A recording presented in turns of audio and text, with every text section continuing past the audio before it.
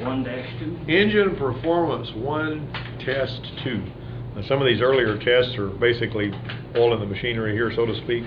And so bear with me if you can get some of the, like, see, all of the textbooks, they start out like that's the only course you're teaching, and they talk about professionalism and safety and this kind of thing. But I like to go through those chapters because it's really good stuff here. And however, I've actually got these came out of there's only 10 questions on this one, so it's not going to take us very long to go through it. All of the following statements are correct except A. Employees are required to provide material safety data sheets listing information regarding the solvents used. The employers are, they are, not employees, employers, excuse me. Employers are required to provide appropriate personal protective equipment for working with hazardous solvents, which would be gloves and glasses and whatnot. That's true. Solvents may enter the bloodstream by ingestion, inhalation, or physical contact. That's true. Unused solvents may be disposed of down the sewage drain. That is a no-brainer. You don't pour unused solvents down the sewage drain. Now, let me tell you about getting this stuff on your skin. There was a couple of guys. Well, first there was this one guy. He was doing used vehicle inspections and for the used car department. And the Ford place where I was working had such an enormous used car department. They had a full-time job doing nothing but used vehicle inspections. That's all he did, all day, every day. And they were paying him, I don't remember at the time, $12, $14 an hour or something like that. But the fact is, this guy was always, I noticed that he started getting sores around his mouth, ugly sores around his mouth. So he went to the doctor, and when you go to the doctor or something like that, they say, "Oh no, it is. You got something, they don't really. It's not like, it's kind of like whenever the local police department comes to find out who stole your big screen TV, they don't dust for fingerprints because this ain't NCIS. They just go write it up and then they go back home and they eat their cornbread. Ain't throwing off on local police departments, but we have an idea that doctors are like the one on the TV, where they go right to the problem, finding every little thing. So anyway, they send him back over here, and I was watching him clean parts. He'd be holding parts like this, and he'd have some either some brake parts cleaner or carburetor spray, and he's cleaning those parts, holding them in his bare hand. And I says, "Do you do that a lot?" He goes, "Yeah, every day I probably go through a dozen cans of carburetor spray." And I said, "Well, quit spraying that stuff on your skin, because usually what happens when those chemicals get into your bloodstream, they find a place to get out through the pores on your skin, and where your skin's the thinnest is around your mouth and all." And I said, "You're probably going to wind up finding out that those sores will go away if you'll either wear gloves or lay that stuff on the bench and spray it and then blow it with air, instead of holding it in your hand and spraying the stuff on." So he did that, and all of the sores went away. That's all he did. He didn't do nothing else, and all the sores went. So there's another guy. He wound up leaving to go somewhere else, to work somewhere else, do something. I don't remember what happened. He got transferred out of that position. He moved off. This other guy moved into that position, and I wasn't even thinking about that with him until I saw him getting sores around his mouth the same way. And I said, "Robert, you got those sores around your mouth?" "I don't know what that is." And he kind of talked like Elmer Fudd, And I says, "Are you spraying carburetor spray all over your hands whenever you?" "Yeah, I do that all the time." I said, "Well, stop doing that, and these sores will go away." None of us is quite as tough as we think we are. And you just put stuff on your hand, it gets in your blood. It's reduces your quality of life. How many people like to have sores on their face and sick stomach and all that? I actually had a problem getting too much mineral spirits when I was doing transmissions, and I was washing the parts in mineral spirits. I wound up getting an allergic reaction to that. There wasn't the sores around the mouth. It did other things. It made my stomach sick, and the reason. And as soon as they gave me a shot at the hospital when I went up there, because I was feeling really bad one night about that, and I had this tingling, strange feeling. And the next Monday when I stuck my hands in that stuff again, I felt it tingling the same way. That was my body telling me, "You don't need to be here." So I mentioned it to the service manager. He says, "That happens if you don't pour transmission fluid in the mineral spirits. If you do that, it doesn't do that, because it thickens it somehow where it doesn't get in your blood." But there's all kinds of chemicals you need to be. So be careful with your brake parts cleaner, your carburetor spray. It doesn't feel like it's doing anything except getting on your hand and washing it right off, but some of it's going through your skin and getting in your blood. Some of that will blister you just like gas will. Well, sort of, but most of the time it won't do it with your hands. Your hands are usually able to handle stuff like that. But any kind of liquid you get on your hands, particularly this petroleum-based stuff and carburetor spray and all that stuff, just try to keep it off your hands as much as you can. That's why I've got these gloves out here, guys. You know, you're not a wussy boy if you put on gloves to keep chemicals off your hands. I mean, it's just the way it is. Now, I worked for years and years and years without wearing any gloves. But I started noticing that it was just smarter to wear gloves when you're working. And even when you're washing parts back there, if that parts washer, that aqueous parts washer, has got to where the water and stuff in it is really filthy, it's a good idea not to get that on your hands because of that. You know, did you know that water's has got, if I understand it right, it's got bacteria in it that eats oil. I mean, there's bacteria that eats oil. You can actually dump bacteria on a puddle of water that's got oil on top of it, and you'll see the oil go away. The bacteria eats it. They use it in the oil business. But anyway, I don't know how in the world I got off on all that. All the following chemicals are considered hazardous waste except, which one? What about new antifreeze? That's not really hazardous waste because you're not going to dump it out anywhere except in the radiator, right? Stuff in food. Yeah. Use ether-based cleaning solvents, old containers used to store used cleaning solvent. Cleaning solvent is spilled on the floor of the shop. Something else too, refrigerant oil that we drain, that drains out of the, you know, that's in the side of the machine. You got a little refrigerant oil bottle that when you're recovering refrigerant, it pulls some of the oil out. I've got a special container for that because you can't mix it with the regular waste oil. You're supposed to put it in a special container. And the antifreeze is never supposed to be poured on the ground. Gasoline is never supposed to be poured on the ground. Motor oil is never supposed to be poured on the ground. That's all stuff that's taboo. Technician A says lead acid batteries may be disposed of in landfills. That's not true. Technician B says automotive batteries must be disposed of or recycled at dedicated facilities such as a battery retail store. Basically, you send them. Did you know these little gel batteries that we take out of these backup power supplies for computers, we actually send those to the parts house for the battery guy to pick up? Gel or gel? The little gel batteries, the little small black gel batteries that, you know, are like you find, like I use them on some of these trainer boards.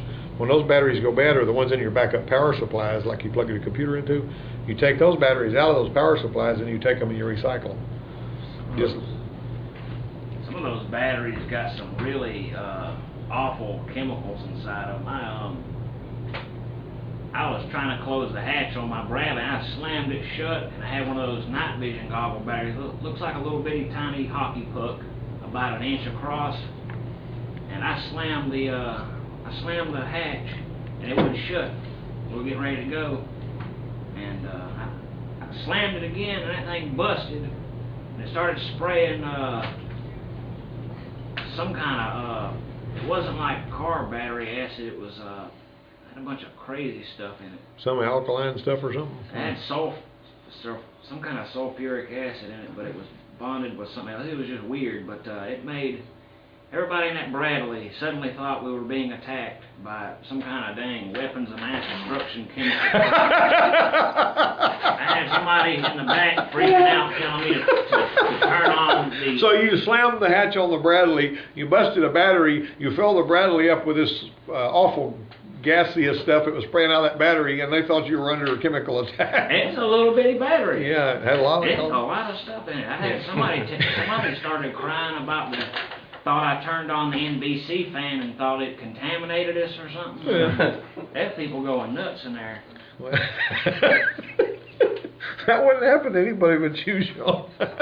Okay. All right. Now then, number 3. Technician A says lead acid batteries may be disposed of in landfills. Oh, never mind. I've already read that, and you got me so rattled here. Golly, that's a funny story. All these battery components are considered hazardous material except the plastics for the casing. You know, plastics are pretty well impervious if it's the right kind of plastic to the sulfuric acid. If it wasn't, then they wouldn't make batteries out of plastic, right? Nope. And sulfuric acid wouldn't come in plastic containers. Now, some plastic, if it's, you know, weak, thin, like the little plastic that's around wire harnesses and all, it can be attacked by the acid. But for the most part, you know, the battery acid won't bother that synthetic stuff. It'll get a nylon pretty good. Why is plastic so special that, acid just really don't bother it too bad in most cases? Well, you know, what does acid do? You know, it causes it to molecularly decompose, you know. I mean, that's what acid does, and the plastic is pretty much impervious. That's because it's an insulator. You know what I'm saying? Glass, is the same way. Anything that's like that, anything that's an insulator will typically withstand acid pretty well. You know, organic stuff has trouble with it. But anyway, let me see. Technician A stores and transfers gasoline in a red metal container labeled gasoline. Is he doing a good thing there? He's in the okay. All right. Technician B says even containers labeled for storing gasoline may not be equipped with safety lids and flame arresting screens. Technician B is right about that. Now, that is a silly question the way it's worded. I don't really like the way they worded that, but basically, just because it's a red metal container that's labeled gasoline doesn't mean it's an approved container. That's the point. I was thinking back the old days, they had old metal containers for it. They'd strap on the back of Jeeps, I guess. Yeah, or whatever. yeah, the old GI can they call them. The following statements are correct except airbags contain material that may irritate the skin. That's true. Airbag circuits should be properly disabled and discharged before working in that area in the vehicle. If you're pulling the steering wheel off and you got to pull the airbag off, you're going to take the battery cable off and wait a little bit, like 5 minutes, before you start working on it. One time years ago, when Donnie was working over at Lincoln Mercury Place, there was a Thunderbird that had lit off its airbags while it was on the convoy. They're just driving along. You know, the convoy's driving along, the airbags go boom, just for no reason. So they unloaded it off the convoy, and whoever it was at the dealership where they unloaded it off the convoy to fix it, just ordered some airbags and popped them in there and put it back on the convoy. But they never did really figure out why it deployed the airbags. Okay, so they gets over there to the Lincoln Mercury Place where Donnie's working, and him and this other boy are looking at it because they say you need to look at this because it deployed the airbags, you know, on its own. And so they didn't unhook the battery. Donnie pulls the airbag out of the steering wheel, turns it over and looks at the back side of it while the wires are still plugged into it to see if he sees anything. He puts it back on the steering wheel. Rick's over here under the dash fooling with the airbag module, and about the time he puts it back on the steering wheel, it goes boom. And if he'd had it off the steering wheel turned around backwards, it would have killed him. You know what I mean? Now we let one off out in the parking lot with that bag pointed up. It was one of these Cadillac passenger side airbags, and I got a video of that thing. It jumped as high as that ceiling in the air when it went off, and it sounded like 5 shotguns going off at one time. I mean, this thing is incredibly loud, and you know, it's amazing to me that people don't get their ears damaged by the airbag exploding. That is a loud noise. Of course, you know, the car, I mean, the acoustics on the inside of the car may absorb a lot of that, but it also filled the whole parking lot up with smoke. Imagine how much faster or further it would travel if it didn't have the drag from the airbag initially. Yeah, or if somebody, you're never supposed to store an airbag face down, because if it does light off, that airbag's going to launch it like a rocket, and it's going to go somewhere and hurt somebody. You know, it's just not. That over there, that steering wheel has got an airbag in it. Notice how it's laying with the cover up on the bottom shelf where the steering wheel with an airbag in it. And periodically, just so people will have respect for them, we'll stretch some wires out to an airbag in the parking lot and light it off. And it makes a loud boom. But, all right. Billy E.O.D. Yep. All right. Let's see. The following statements are correct except, now these are ASE style questions, you know, they'll say one of these is wrong. Used tires are difficult to dispose of in a landfill because they tend to rise to the surface. Used tires produce a heavy smoke when burned. Used tires can be breeding grounds for mosquitoes. Everything's correct. Now that's a stupid, look at the way they worded that. All of them statements are correct except, and then D says all of the statements above are correct. What they're saying is the answer actually refutes the question. Now one of those is supposed to be wrong. Technician A says most states will allow landfills to dispose of whole tires with a permit. Technician B says landfills must shred tires before disposal. That's Technician B. Technician A says automotive air conditioning refrigerants are considered hazardous, and Technician B says automotive air conditioning oils are considered hazardous. Both of those guys are right. That oil is really poison, that AC oil. Number 10, which metal listed below is used on some automotive components that must be removed before recycling? Mercury. What is mercury used in? Well, mercury has got, like in the little hood switch, when you raise the hood and the switch comes and the light comes on, there's mercury in there. In some of your, as I remember, some of your airbag components have got mercury in them or something. But anyway, the only thing that comes to mind off the top of my head is the mercury that's in those little, they got little mercury switches. And basically what they'll have is they'll have a little bubble. They got a little bubble here, and they got some contacts in that bubble, you know, like this, and they're actually wired up to, you know, hooked up to some stuff. And whenever you close the hood, the angle of this changes, and the mercury's puddled up over here. And then whenever you open the hood, the mercury rolls over here, and it puts those contacts together. Because the melting point of mercury is like 250 below zero. You know, it's liquid metal. You know, in order for it to be in a solid state, it's got to be almost at absolute zero, real cold.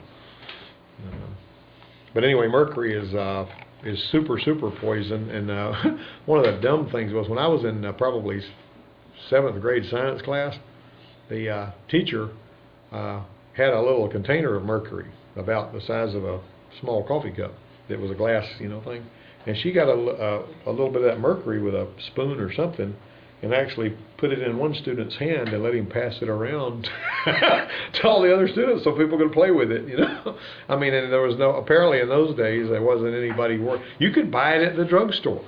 Yeah. If I remember right, you could actually go and buy a jar of mercury at the drugstore for some reason. Well, they put mercury in them always. Yeah, that's exactly right.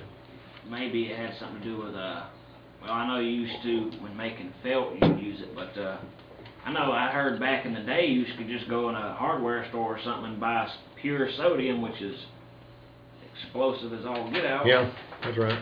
I mean, there's all kinds of stuff they used to sell. You know, Coca-Cola, and when they first started making it, it had cocaine in it. Yeah. I mean, and people used to sell heroin because it would make you feel better and stuff like that. You know, that was something they started as a narcotic.